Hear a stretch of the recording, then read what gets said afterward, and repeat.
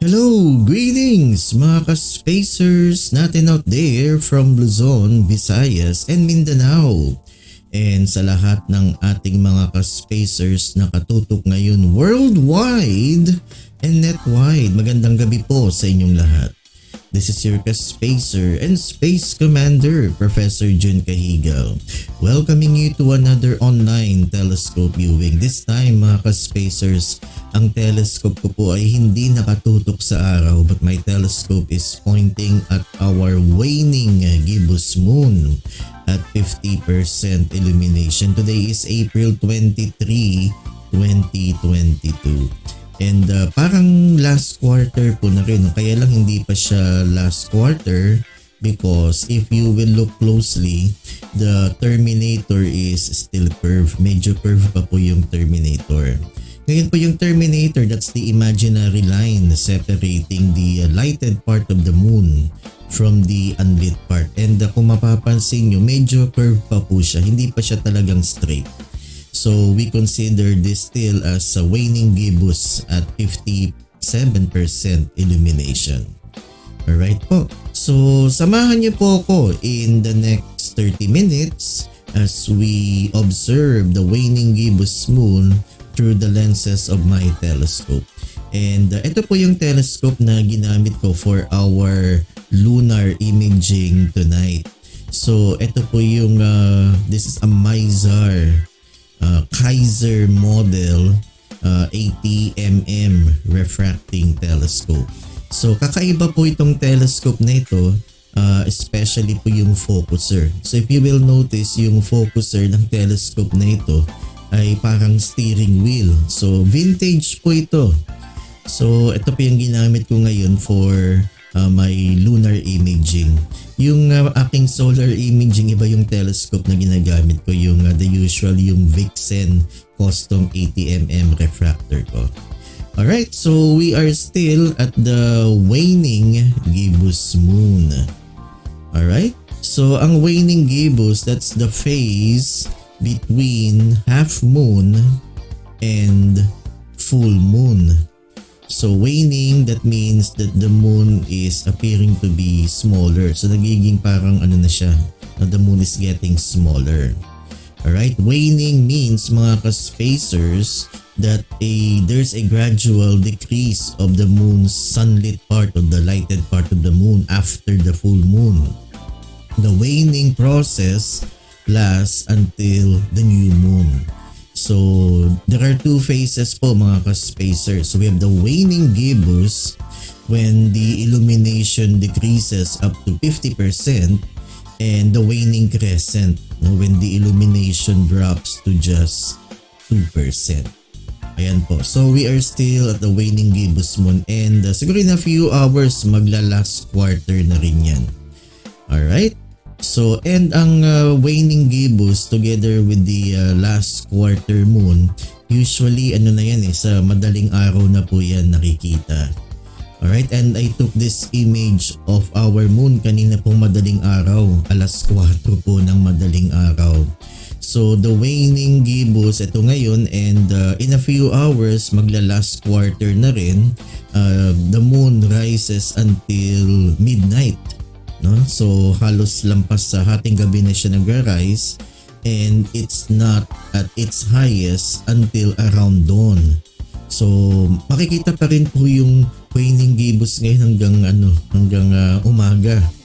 Alright, madaling araw ito so wala namang gising. Ako lang po yung gising. Alright, and siguro bihira lang po sa lalo na siguro yung mga astronomy enthusiasts lang po yung gagawa na maglalabas ng kanilang telescope ng alas 4 o alas 5 ng madaling araw. So karamihan po sa atin ay tulog pa. That's why I'm doing this para makita nyo po yung waning gibbous at ma-appreciate nyo. I am bringing this image to you and I'm bringing the telescope to you mga ka-spacers kasi halos tulog pa ho lahat ang tao. And I took this image mga alas 4 po ng madaling araw. Alright po, so in a few minutes we will be magnifying the image of the waning gibbous moon. Ayan na po. Alright, so we are now viewing the magnified image of the waning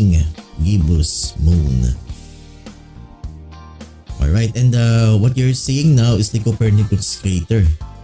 Ayan po, that's the Copernicus crater. The Copernicus crater, ayan po, napakalaki ng crater na yan, no? Alright, it's named after the renowned astronomer Nicholas Copernicus. Alright, and did you know mga ka-spacers that the Copernicus crater is about 93 kilometers in diameter. Ayan, so napakalaki, no? Halos mas malaki pa ata po yan sa Las Piñas. Alright. Okay, so that's the Copernicus crater. Ayan, no? So napakagandang tignan yung crater na yan, lalong-lalo na pag ito na last quarter na, papunta na sa last quarter. Alright, so kung kayo po ay namamangha dito sa Copernicus crater, let me hear from you mga ka-spacers. Ayan, and my telescope now is pointing at the Apennine Mountains. Ayan, so papunta na po tayo sa Apennine Mountains. Alright. Okay po, so that's the Apennine Mountain Range. Ayan, so it's a rugged mountain range on the northern part of the moon's near side. So they are named after the Apennine Mountains in Italy. With their formation dating back about 3.9 billion years, the Montes Apenninus is still relatively young. Alright po, so those are the Apennine Mountains, no? On the northern part of the moon's near side. Alright. Okay, so yan, you can see again the Copernicus crater. Again, the Copernicus crater mga ka-spacers is 93 kilometers in diameter. So napakalaki po niyan. Alright, and we are moving the telescope. So nakikita niyo po na isang damakpak na craters po. Alright, so again, those craters were formed from meteorite, asteroid, and comet impact. Alright.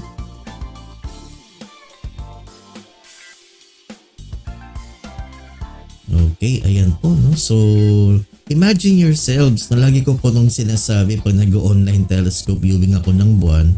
So, just imagine yourselves mga ka-spacers that you are on board the Apollo spacecraft. Tapos ginagalaw ko po yung telescope na ganito. So, imagine niyo na para kayong nasa orbit. You are in orbit around the moon inside the Apollo spacecraft. Ayan. So, kung titignan po natin, ang telescope ay parang spaceship. Alright? So, you can treat the telescope as a spaceship. So, habang sumisilip po kayo sa eyepiece, you just imagine that you are looking through the porthole of your space capsule, and habang ginagalaw ko po yung telescope, ini-imagine nyo po na nandun na kayo mismo sa buwan, no? And kaya ako ay namamangha at hindi ako nagsasawa sa ganito do. Ilang beses ko na yan nakita dahil talagang ini-imagine ko po na nandun ako sa spaceship, sa Apollo spacecraft, habang sumisilip ako sa eyepiece ng telescope. Dahil talagang yun yung pangarap ko noon nung bata ko. Nung bata ko kasi ako talagang gusto ko maging astronaut. Yan, gusto ko makapunta sa buwan. Pero wala eh, tumanda na ho tayo, ganito, nandito pa rin tayo sa Earth. So the best way to go to the moon is to look through the eyepiece of the telescope. Ayan, that's why I was engaged in this hobby of astronomy. Alright po, so yan na po yung konting kwento ng buhay ko. Ayan po, so we are moving the telescope, we are scanning the lunar surface, and again makikita niyo po yung isang damakmak na craters na yan at ako'y nahihiwagaan talaga. Parang sunspots din. Kung ako'y nahihiwagaan sa sunspots, nahihiwagaan din lalo ko sa mga craters ng buwan. Alright, so if you're fascinated by what you are seeing right now mga ka-spacers, kung kayo ay namamangha, just feel free to type in your reactions, your comments in our comment section below. Ayan po. So again, we are moving the telescope. Papunta ulit tayo sa Copernicus crater. Alright, again, the Copernicus crater is a lunar impact crater located in the eastern Oceanus Procellarum, named after the renowned astronomer Nicholas Copernicus. And in terms of its dimensions, the Copernicus crater is 93 kilometers in diameter and about 3.8 kilometers deep. Alright, so ayan po, no? And later siguro titingnan natin yung Montes Apenninus. Alright, ayan again, that's the Copernicus crater. Ayan. So napakaganda na hindi siya maliwanag. Yung loob hindi siya maliwanag. Unlike pag full moon. Though kita po siya pag full moon, kaya lang maliwanag kasi kaya hindi masyadong ma-appreciate yung ganda. Kaya gustong gusto ko mga ka-spacers, obserbahan yung buwan either first quarter or last quarter. And ito po mga ka-spacers, no, my telescope now is pointing at the Montes Apenninus mountain range. Alright, ayan po, that's the Montes Apenninus mountain range. Alright. Ayan, so the Montes Apenninus again is a rugged mountain range on the northern part of the moon's near side, named after the Apennine Mountains.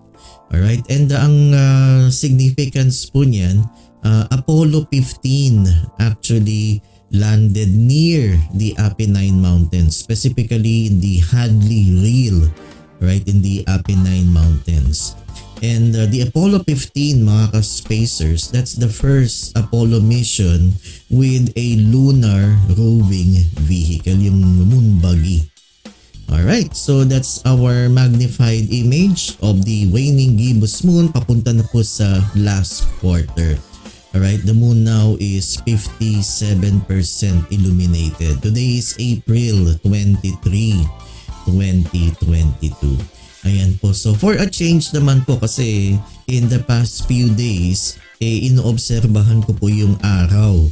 Because if you are aware, ang araw po natin is quite active in terms of the number of sunspots. Medyo madami po yung sunspots na naoobserbahan po natin sa araw. So ako nag-observe po ng araw, yung telescope ko po ay nakatutok sa araw. Pero po ngayon, for a change naman po, since clear yung skies ngayong madaling araw, kanina ko pong madaling araw kinunan tong buwan natin.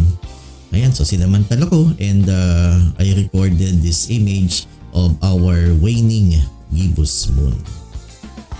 Alright, ang waning gibbous, ito yung papunta na sa last quarter. Usually po nakikita na yan ng madaling araw. Alright. Okay, so kung meron po kayong mga katanungan, just feel free to type in your questions in our comment section below. Okay? Ayan po. So, ang last quarter kasi, and itong waning gibbous at 57% illumination, usually nag-rise na yan after midnight. And hanggang madaling araw na po yan. So halos tulog tayong lahat, no? Alright, and siguro bihira lang po yung magtsatsaga na maglalabas ng kanilang telescope at around 4 AM hanggang 5 AM. Okay, to look at the waning gibbous moon or yung last quarter moon. Ayan, kasi halos lahat tulog na. So I'm doing this para sa inyo. Alright, so para makita ninyo yung ganda at ma-appreciate ninyo itong ating waning gibbous moon papunta na po sa last quarter. Alright. And again, our advocacy here at the Vedan Society of Young Astronomers and sa Sky Watcher Society of Las Piñas, we want to bring the telescope to you, mga ka-spacers. Yan. And you can view the waning gibbous moon at the comforts of your own homes. Alright po. So siguro before we continue, kasi mamaya po i-magnify ulit natin yung image ng waning gibbous moon.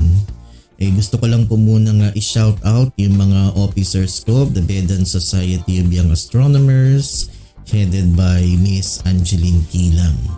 And gusto ko din pong i-shout out yung mga volunteers ko sa Sky Watchers Society of Las Piñas. So si Miss Andre Caparos, si Miss Angelica Gregorio, si Miss Ios, I forgot her surname.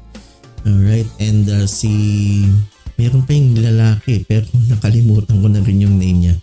Pero kung nakikinig po kayo, maraming salamat for volunteering do sa ating free public telescope viewing.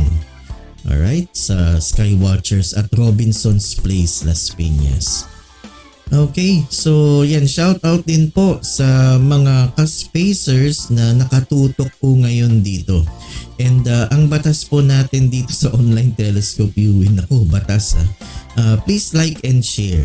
Yan po, please like and share this online telescope viewing para po makarating sa maraming tao, lalong-lalo na po yung mga estudyante. Ang target po talaga namin yung mga estudyante, yung mga kabataan, para po ma-inspire sila, and that is our advocacy, our prime directive, para ma-inspire yung mga kabataan to be engaged in the sciences. And po, hindi lang astronomy, kasi pag sumilip po kayo sa buwan o nakita nyo yung buwan at namangha po kayo, you will get inspired talaga, no? And you will pursue science, and someday sana mag-pursue yan as your career. Ayan po, yun ang aming advocacy dito sa ginagawa naming online telescope viewing. So pakiusap lang mga ka-spacers, so please like and share. And also please subscribe to my YouTube channel, The Science Guy, Professor Jun Cajigal. And also like and share yung mga Facebook page ng BSYA, the Vedan Society of Young Astronomers, and yung Facebook page ng Sky Watchers Society of Las Piñas. Alright, so in a few hours magiging last quarter na po ito. And siguro habang hinihintay po natin yung magnified image ng ating waning gibbous moon at 57% illumination, baka magtataka kayo, bakit last quarter? No, sa astronomy wala kayong maririnig na half moon. No, it's either first quarter or last quarter, di ba? Walang term na half moon. All right? So ganyan po, no, the last quarter moon falls 1 week after the full moon. All right? From Earth we see it as the moon half lit, no? Half moon siya. But actually we are seeing 1/4 of the moon. Alright, so ito na lang isipin niyo po. So habang tinitignan natin itong image ng buwan, actually we are seeing it 50%. The moon is 50% viewed. Kaya lang yung kalahati ng 50%, yung 25% dito sa nakikita po natin ngayon is illuminated. Yung other 50% unlit. Tapos isipin din natin na meron pa yung sa likod. Di ba ho? So that's another 50%. So itong nakikita po natin, it's 25% illuminated, kaya quarter siya. Ganun po.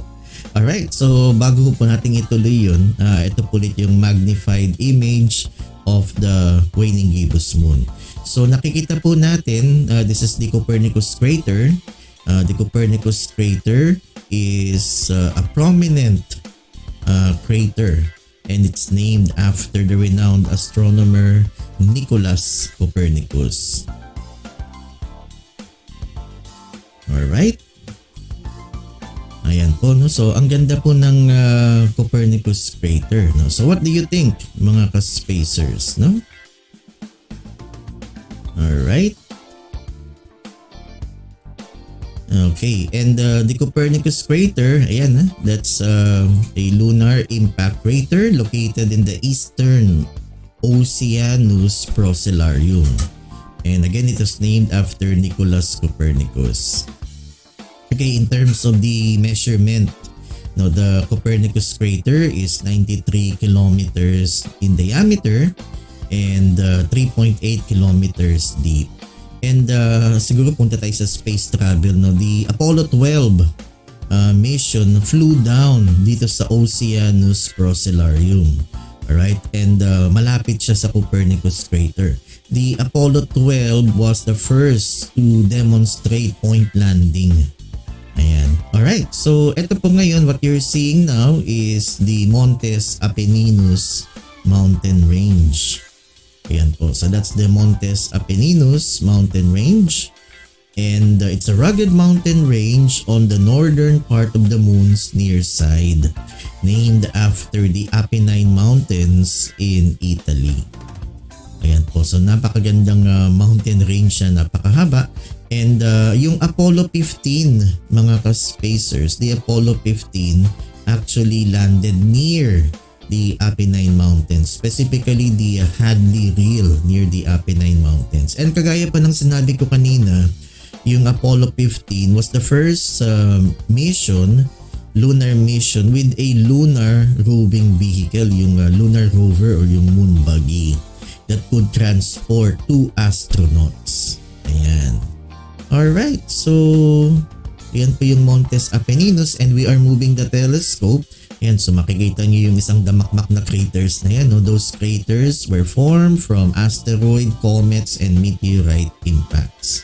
And then meron kayong makikitang mga dark patches. Those dark patches are lunar plains or Marias kasi early sailors thought na yung mga dark patches were bodies of water.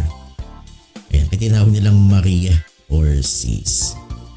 Alright, ngayon siguro magtataka kayo. Alam nyo mga ka-spacers, kung akong tatanungin ninyo, mas gusto kong inoobserbahan yung buwan pag first quarter or last quarter.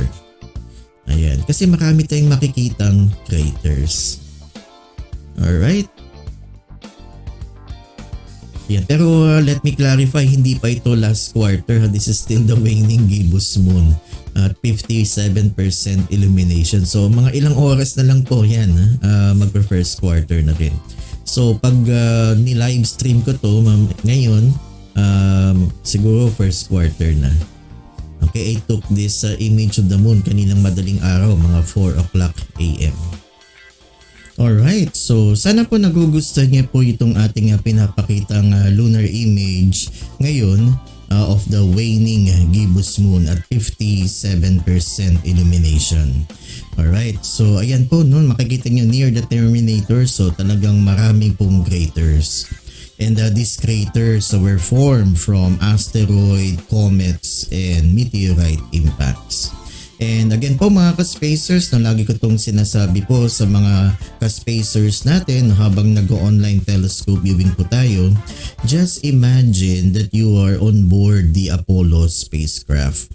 So again po yung telescope na ito is like a spaceship. So habang sumisilip po tayo sa eyepiece, just imagine that you are looking through the porthole, yung bintana ng Apollo spacecraft. Alright. So, and kung meron po kayong mga reactions or comments of what you are seeing right now, just feel free to type in your comments or your reactions in our comment section below. And mga ka-spacers, no, don't forget to please like and share this online telescope viewing, no? Lalong-lalong nakikita natin na magnified image of the moon para kumalat po ito sa maraming tao. Lalong-lalo na po yung mga estudyante para ma-inspire sila. Alright, ayan po yung Copernicus crater, dinaanan po natin kanina. And nakita niyo po yung part ng Montes Apenninus mountain range. Alright, so ayan po mga ka-spacers, nababalik tayo dun sa Copernicus crater. Okay, so napakalinaw po ng ating camera, no, giving this spectacular view of the lunar landscape. Alright, so ito po, we are now moving the telescope, papunta po tayo ulit sa Copernicus crater. Ayan, ito po yan, yung napakalaking crater na yan, no? The Copernicus crater. So the Copernicus crater, again po mga ka-spacers, is a lunar impact crater located in the eastern Oceanus Procellarum, and again it has a diameter of 93 kilometers. And ito po nakikita nyo ngayon is the Montes Apenninus mountain range. Ayan po. Alright, so that's a rugged mountain range that is named after the Apennine Mountains po in Italy. Alright. And yung Apollo 15 po mga ka-spacers landed near the Apennine Mountains, particularly the Hadley Rille. And ang significance po ng Apollo 15 mission is that was the first mission with a lunar roving vehicle. Ayan po, that to transport 2 astronauts. Pwede silang lumayo, no? They could cover a wide area on the lunar surface. They can carry tools and scientific equipment, no? And take lunar samples. Ayan po yung Apollo 15. Alright, so that's our magnified image of the waning gibbous moon. Again, the moon is 57% illuminated. So papunta na po tayo sa last quarter. Actually, in a few hours, we will be witnessing the last quarter phase. I took this image of the moon kanina pong madaling araw. Mga 4 o'clock po ng madaling araw. Alright, and again I'm showing this to you kasi again, lahat po tayo, no, halos lahat po tayo ay tulog, no, and makikita lang po natin ito early morning, no, madaling araw, so tulog pa po tayong lahat. So I'm doing this para makita ninyo and ma-appreciate po ninyo yung ating waning gibbous moon going to the last quarter phase. Okay, so yan po yung aming advocacy dito sa Vedan Society of Young Astronomers, and yan din po yung aming advocacy dito sa Sky Watchers Society of Las Piñas. Okay, shout out po ulit sa mga officers and crew of the Vedan Society of Young Astronomers headed by Miss Angeline Kilang. And bago po tayo magtapos mga ka-spacers, ipopromote ko lang yung mga remaining activities namin in celebration of Global Astronomy Month 2022. So April 23, ngayon po we will be airing episode 3 of Cosmo Quest, a podcast. And our special guest is Mr. Anthony Urbano. He is a Science Education Specialist at UP NISMED. Yan, maganda po yung kwento ni Mr. Anthony Urbano. Yan, antabayanan niyo po yan, no? Today po yan, April 23, yung episode 3 namin ng Cosmo Quest. Alright, si Mr. Anthony Urbano. Yan, very interesting pa ko yung namangha dun sa kinakwento niya. Alright, and next Saturday, April 30, our episode 4 of Cosmo Quest will feature a medical frontliner and an amateur astronomer. Ayan, si Dr. Armando Lee. So antabayanan niyo po yan. April 30, episode 4 namin ng Cosmo Quest. And also Wednesday, no, next week, April 27, we'll be having a webinar about the Artemis project. Man is going back to the moon. Alright, and our guest speaker is Mr. Rodion Herrera. Ayan po, napakagaling po niyan, no? Magaling siya sa space science. And this webinar is free. Walang bayad po. All you need to do is to visit our Facebook page, the Vedan Society of Young Astronomers, to register. Alright, walang bayad po yan kasi kailangan po namin maibigay yung Zoom link. Now, that's why you need to register. And this will be live stream also on Facebook. So inimbita po namin kayong lahat. Alright, lahat po kayo. You are all invited. Walang bayad po ito. Just visit our Facebook page, the Vedan Society of Young Astronomers. And yan, makinig kayo po dun sa Artemis project na yan. Very interesting po yan. Alright, so those are some of the remaining activities in the celebration of Global Astronomy Month. Okay, and marami po nagtatanong lalong-lalo na po sa Las Piñas because I also handle a group called Skywatcher Society of Las Piñas. Shout out pala sa aking mga volunteers, si Miss Andre Caparos and si Miss Angelica Gregorio. Yan, maraming salamat. Napakasipag ng mga volunteers ko. And meron pa, may mga nadagdagan pa. Si Miss Ios and I forgot the other guy.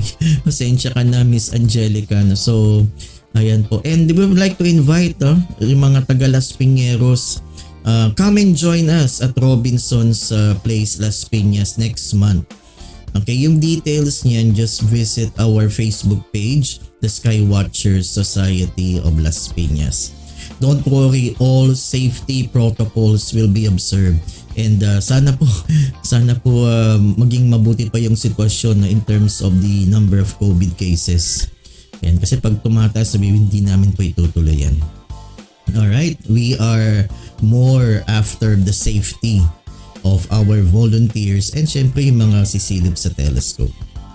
Alright, so hanggang dito na lang po tayo. Again, please ikalat po natin itong online telescope viewing, like and share para kumalat pa ho ito. And please like, share and subscribe sa aking YouTube channel, The Science Guy Professor Jun Cajigal. Please like and share also yung Facebook page ng Skywatcher Society of Las Piñas and yung Bedan Society of Young Astronomers. So hanggang dito na lang po tayo. Maraming pong salamat sa mga ka-spacers natin na nakatutok po ngayon. At sana wag po kayo magsawa. Wag po kayo magsawa sa pagbumukha ko. Alright, so this is your ka-spacer and Space Commander Professor Jun Cajigal saying, live long and prosper and always stay safe. Always keep reaching for the sky and always look up. Bye-bye po. See you in our next online telescope viewing.